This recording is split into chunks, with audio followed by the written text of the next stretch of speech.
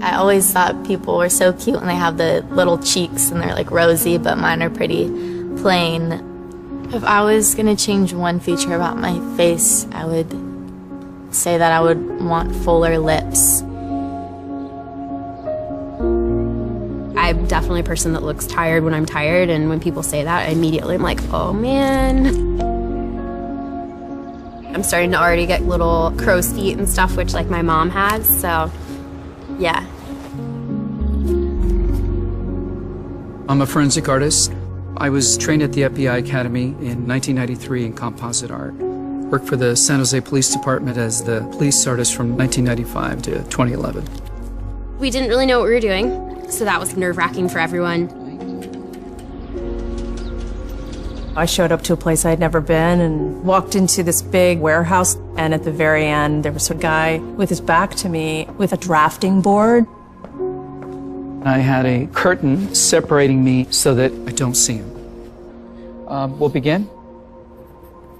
First of all, tell me about your hair. Brown, long, I guess a little bit past my shoulders.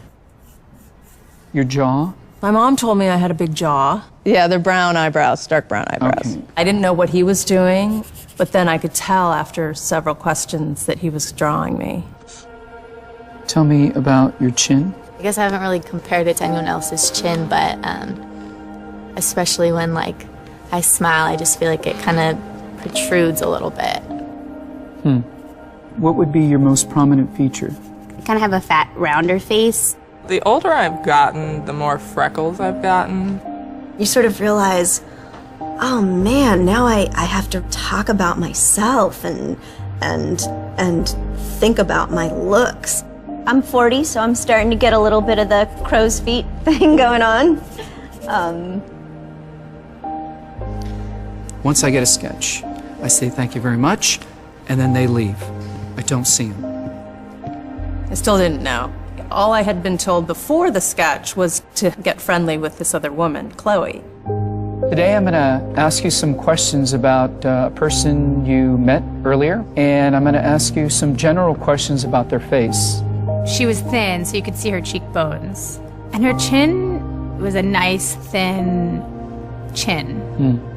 The women were really critical about moles or scars or things like that, and yet they were describing just a normal, beautiful person. She had nice eyes. They lit up when she spoke and were very expressive. The length of the nose, what is that like? Short. Short. Yeah, cute nose. Her face was fairly thin. She had blue eyes, very nice blue eyes. Okay.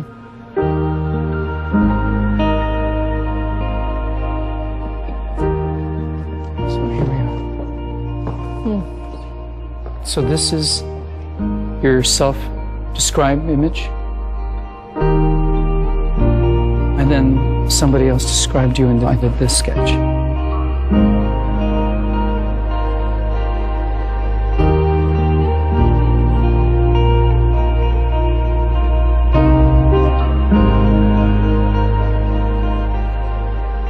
I have this whole thing about having dark circles and crow's feet around my eyes, and that was not part of the sketch at all that the stranger did. The stranger's was a little more like gentle.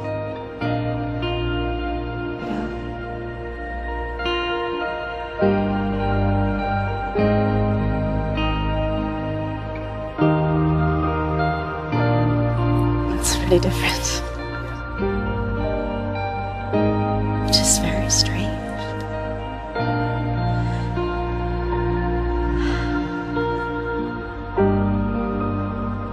She looks closed off and fatter. She just looks kind of shut down. Sadder, too. The second one is more beautiful. You think they're catching more of that from you? Yeah. She looks more open and friendly and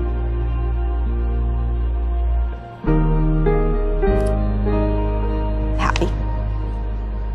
I've come a long way in how I see myself, but I think I still have some way to go.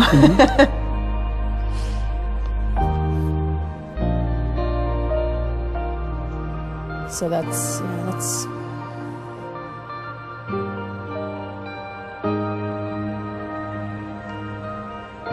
I have some work to do on myself. Do you think you're more beautiful than you say? Yeah. Yeah. Chloe's perception was so clearly different. Her picture looked like somebody I thought I would want to talk to and be friends with, like a happy, light, much younger, much brighter person. He really did do exactly what I told him. Is that what I'm telling people? Is that how I think people should treat me? I don't want that. I almost looked like I had described myself as someone that was angry and dark. It really affected me. I think it's going to affect me for a long time.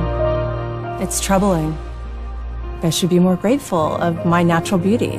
It impacts the choices and the friends that we make, the jobs we apply for, how we treat our children. It impacts everything. It couldn't be more critical to your happiness. Our self-perceptions are generally kind of harsh and unbecoming when really that's not how the world sees us. We spend a lot of time as women analyzing and trying to fix the things that aren't quite right, and we should spend more time appreciating the things that we do like.